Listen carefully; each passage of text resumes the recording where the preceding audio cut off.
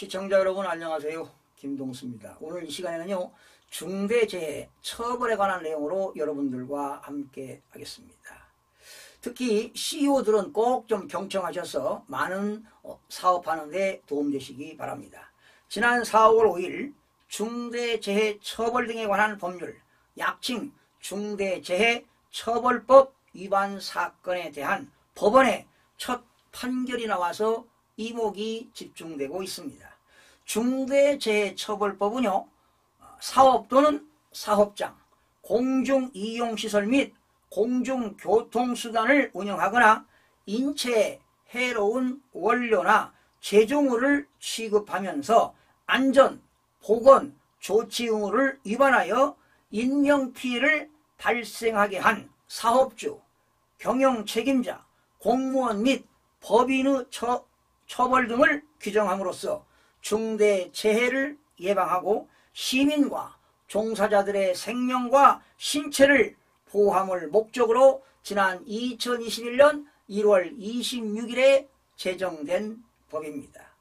의정부 지방법원 고양지원 형사4단독 김동원 판사는 중대재해처벌법에 의한 혐의로 재판에 넘겨진 건설회사 온유 파트너스에 벌금 3천만 원을, 회사 대표에게 징역 1년 6개월에 집행유예 3년을 선고했습니다.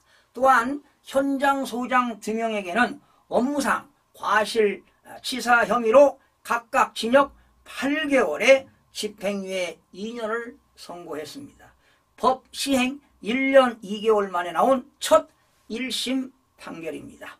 지난해 5월 고양시 장항동 요양병원 증축공사 현장에서 각별한 안전조치가 필요함에도 제대로 실행하지 않아 하청업체 노동자 1명이 5층에서 추락해 사망한 사건에 대해 원청회사와 대표에게 책임을 전가해 유죄를 선고했다는 점에서 의미가 크다고 봅니다.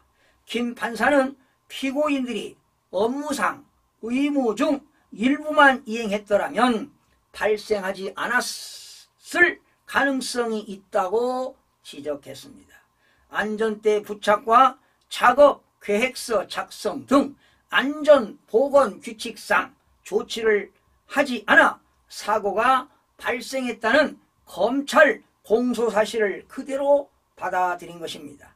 하청, 재하청을 주거나 위험에 위조하러 책임을 회피해온 원청 회사들의 관행이 더 이상 용납할 수 없다는 경고장의 메시지입니다. 여러 논란 속에서도 지난 2022년 1월 27일부터 시행된 중대재해처벌법은 우리 사회의 안전 문화의 적자는 변화를 가져온 것은 사실입니다. 사업주와 경영책임자, 지방자치단체장과 공공기관장들이 안전에 대한 책임감과 경각심을 갖고 안전보건관리자, CSO 선임 등 안전관리 시스템 구축에 나서고 있습니다. 30년가량 된 성남 분당의 정자교 교가 무너져 1명이 숨진 사고에서 보듯 일상에서 시민 생명이 위협받고 있으니 안전의 중요성은 아무리 강조해도 지나치지 않습니다. 다만 예방보다 지나치게 사업주 처벌 쪽에 초점이 맞춰져 있다는 비판의 목소리는 당국이 겸허하게 경청할 필요가 있습니다. 안전사고에 대한 포괄적 책임을 져야 하는 만큼 중대재해처벌법이 무서워서 사업을 못하겠다는 볼멘 소리가 쏟아지고 있습니다. 사고 예방에 실효성이 있는지 의문입니다. 지난해 법 적용 대상 50인 이상 사업장에서 사망자가 256명 발생, 법 시행 직전인 2021년 248명보다 오히려 늘었습니다. 엄벌 만능주의로 사고를 막기에는 역부족이 아닌가. 기업인 처벌만으로 해결되는 것은 결코 아닙니다. 우리나라 산재사고 사망률은 경제협력개발기구 OECD에서도 매우 높은 편입니다. 한국의 근로자 10만 명당 사망자 수는 2018년 기준 5.09명으로 투르키에는 2016년도에 7.52명, 멕시코는 2017년도에 7.46명, 미국은 2016년도에 5.24명으로 우리나라가 다음으로 높습니다. 2024년부터 사업 여건이 아주 열악한 상시 근로자 5인 이상으로 중대재해처벌법 적용 대상이 확대되면 논란은 더욱더 가중될 수밖에 없습니다. 사업주가 최상의 안전조치를 취하도록 기준을 명확히 제시하고 고의나 중대한 과실이 있을 경우 처벌하는 방향으로 법을 운영할 필요가 있습니다.